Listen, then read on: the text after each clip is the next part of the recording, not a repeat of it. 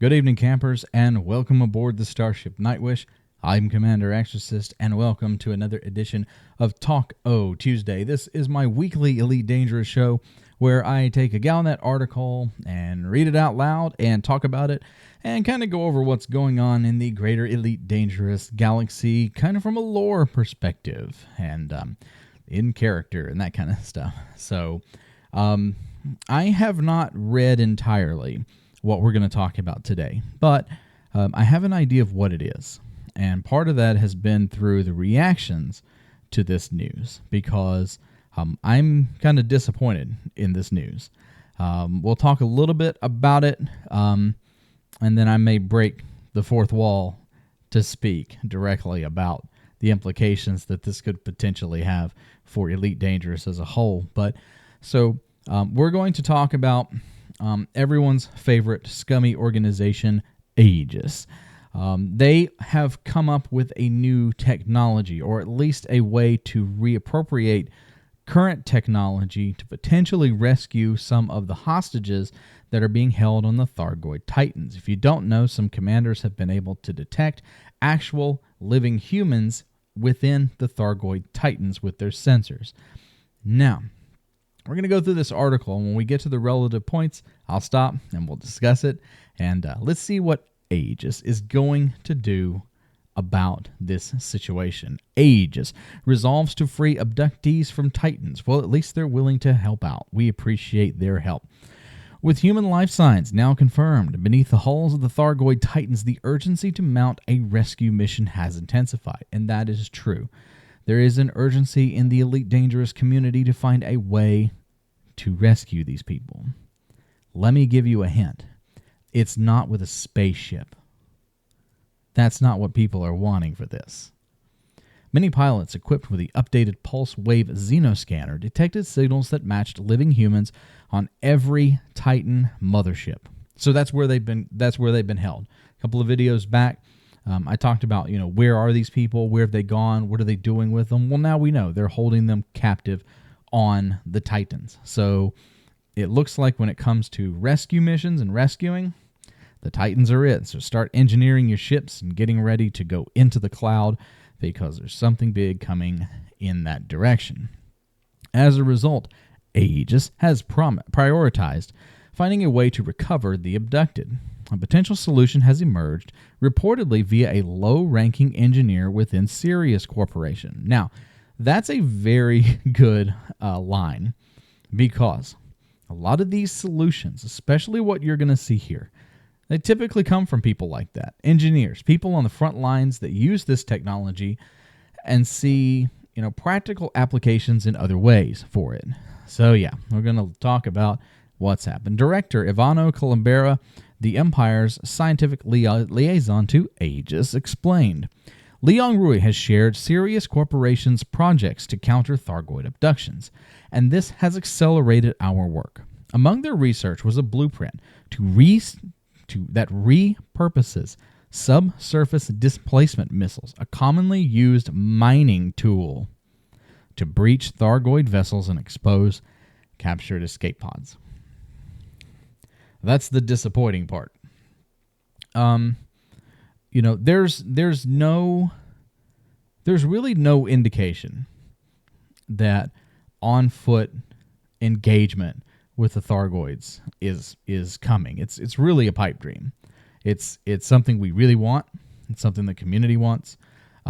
It's something that we look forward to, and we feel like it's appropriate for this scenario. Now, there's been no official word, no real point. But one of the things that was suggested is that the Titans were going to be boardable. It would be cool if we were able to board the Titans and rescue our human companions via footwork in Odyssey. However, it looks like it's going to be repurposed mining drones, the same subsurface missiles that we use for mining. It's a cool effect, but if that's the ultimate save method for humans in the cloud, I'm not so sure about that. So we'll see. We'll just have to see what the community engagement is. And then back in character. I kind of broke out there for a minute.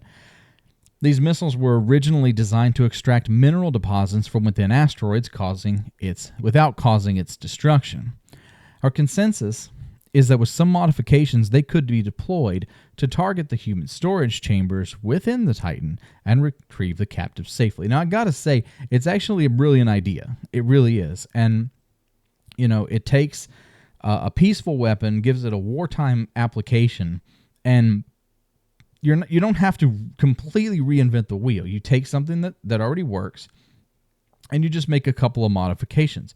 However, you've got to be careful, because you can cause much more damage than it might be worth, because those subsurface missiles can be very dangerous. And if somebody misfires one, and let's say that you misfire one of these missiles at a Thargoid Titan, and then all of a sudden you've got a hull breach, and you've just got people getting sucked out into space. That's assuming that the Thargoids don't have some kind of protective measure for hull breaches. But it's a very practical application. It's creative. I really like it. It is something that a low level, I don't like the name low ranking, but kind of a frontline engineer type person, it is the kind of thing that they would come up with. So I really like that. Aiden Tanner. Ooh, hello, Aiden Tanner. Discussed the approach with cautious optimism. This could be the non-lethal rescue method that we've been searching for. However, these missiles are intended for minerals, not people, as we said. And Thargoid technology is poorly understood, as we said. We must ensure that we won't inadvertently harm those we're trying to save, as we said, and prevent an aggressive reaction from the Titans themselves if possible. That's a key line, because you have to admit, yeah, the Thargoids have been around for a long time. They've been causing trouble, but most of the time, the escalation in war has been us. It's been something we did, okay? Salvation's weapon, yeah, the Thargoids were a nuisance, but they weren't taking systems. They weren't full-out engagement like they are now until Salvation fired his weapon. Something we did triggered their response.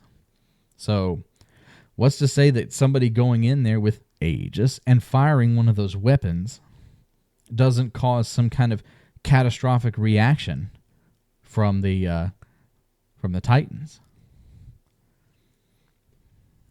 Aegis confirmed that it has begun manufacturing prototype subsurface missiles capable of penetrating the Titan's outer hull. Further developments are expected to be announced shortly, most likely in the form of a delivery community goal. All right. So, in Loreway, this is a good story. This is good, because if you can help it, you don't want to send troops to the front line. You don't want to send people out there to potentially sacrifice themselves in an alien spaceship where the disadvantage is totally on humanity, because we don't know anything about the ship, the layout, the security systems, the force levels. We don't know anything about that. So the idea of finding another way that doesn't require us to put boots on ground, yeah, that works. That's a reasonable strategic move that would be good for us in the long run, fighting this war. Now, back out of character. I don't like this, because I'm to the point where I want to go fight. I'm sick of flying around in my ship fighting them. I want to go toe to toe. I want to go on board a Titan. Now, that's me being probably selfish, but occasionally I'm entitled to do that, because it's just something I would like to do. And so my hope, and with Aiden Tanner, who is cautiously optimistic, I am cautiously optimistic that this doesn't signal that the end game for the Titans is going to be subsurface displacement missiles. Please, for the love of God, don't let it be subsurface displacement missiles as the grand finale to the Titan story. There's got to be more to it. Now, I do like the idea that, we fire the Titans. Let's say that a commander doesn't even get a chance to do this. What if A just gets out there and does it, and it goes really bad? Maybe it makes them even more mad. Great, bring it on. But yeah, I'm cautiously optimistic about this. I also don't trust this organization. People who have watched my videos before, very well, I do not trust Aegis at all. I think they're probably the bottom of the barrel. So they don't have a good track record.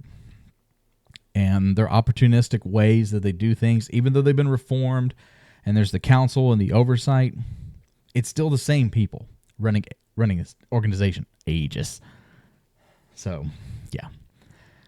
It's going to be interesting to see. I'm just going to keep my fingers crossed that it doesn't go this way as an end game. All right, here are the disciples. Thank you all for your continued support of this channel.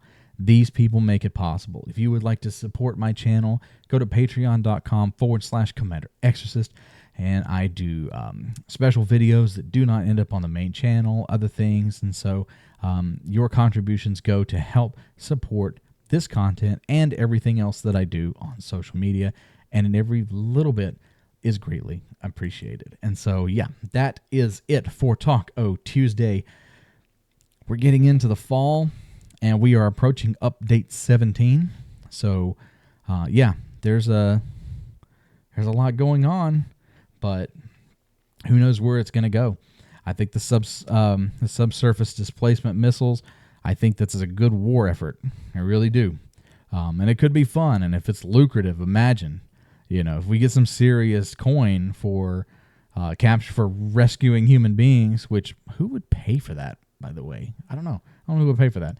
But, if it goes to something like that, maybe. I don't know.